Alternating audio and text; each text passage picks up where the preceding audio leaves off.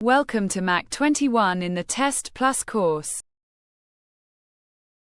This is a course about the Threads Max 2016 extensions that have been added to the, and then we will find this TextPlus certainly integrated in the Relays 2017. So these lessons are also a good fit for the Relays 2017, which will be released in several months and will then be permanently integrated.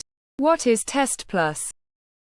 The TextPlus, we can say that it is a cousin of the text, therefore of the splines, but it incorporates a more advanced mode. In fact, in splines we have to insert a spline. We have to extrude this spline. Then if we want, we create a chamfer effect. So we have to insert a whole series of modifiers inside the spline more automatically. The TextPlus is already an object like primitives that has been inserted into the standard. Primitives. We find it under the type. By default, he offers me a text with a type of setting like this point and an auto mode of what is the arrangement of the object within the viewport. This means that in whatever position I am, I will use this TextPlus with this writing, and where is he going to present it? For example, I click here. In this case, he positions it in this way. I go back to the viewport for a moment, click here and place it on this space. I click here and it positions it in relation to this type of viewport. So it is an automatic identification of what our viewport is. If I do it for example here, it is like doing it for example in the perspective viewport, and in this case therefore the position of the first screen, which is called layout, proposes the text that is inserted directly in here, and with the dot mode it clicks, and if we have the snap, then we can say unplug the grid and insert it directly in relation to the orientation of the viewport. This is the automatic point mode. However, we can constrain what the creation is.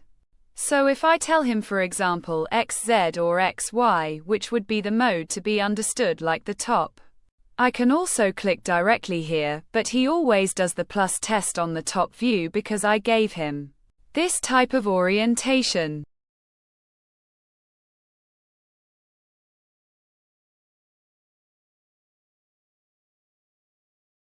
The same thing if I tell him for example XZ. I click directly here and he does it in relation to what is the front view. So he takes into account what are the axes. So he takes into account this type of indentation, and even if I click here he always keeps it standing in this case. The same thing with regard to the YX, which are usually the viewports that are referred to the left-right views. So if I click directly here it is oriented in relation to what would be the right view. So the view this, in this way. Each of us can decide where to place it with this point mode.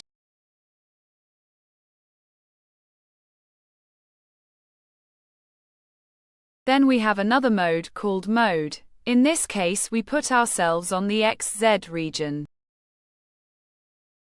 When I switch from a point mode to a region mode, I lose what is the ability to click and basically see the text.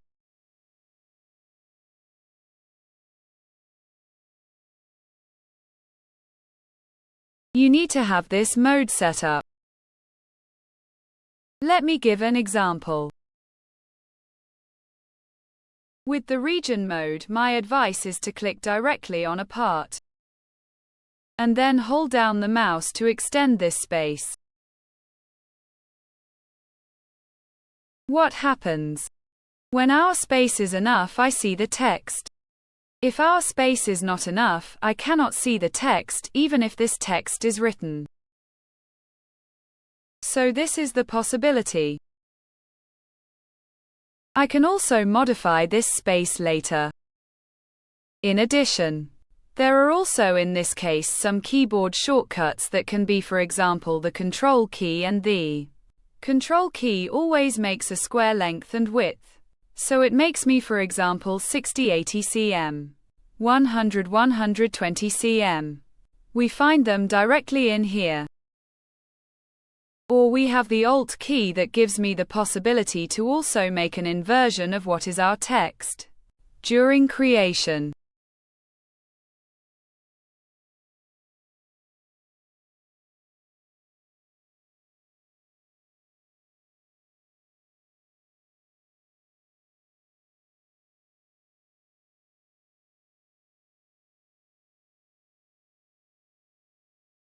Let's do a Ctrl-Z. Here you saw it, here it is, like this. That said, these are a bit of ways to create. The simplest mode is always clearly the point with the automatic mode because I position myself for example here and then I go to what is the modification because later then I can also go to modify all the parameters such as changing for example the length and so on and then go to modify what I prefer.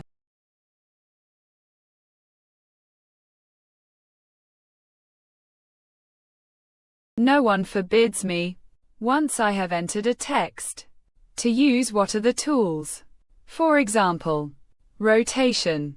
So I can always use what is the rotation tool and then orient my text in relation to my needs in.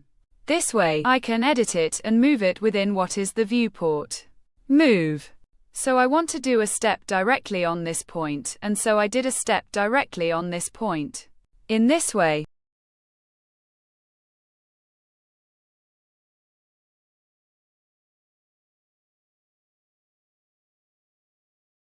he always has a default color that refers to what is the color of the random threads max palette he is using. So each of us can then change the color he prefers, and in this case if I make a render he already shows me this render. I have not yet inserted, how to say, a thick extrusion. But since I have set generate geometry, then generate the geometry. In this case, what did he do? I took this type of spline because this is a spline that doesn't have the chance to be rendered right now, and is rendered when you generate geometry. So when I go to generate the geometry, he shows me the render. Being a spline, it has all the possibilities to be set with regard to the quality of the spline itself. With what are its steps? Therefore the subdivisions between one segment and another. It can be optimized.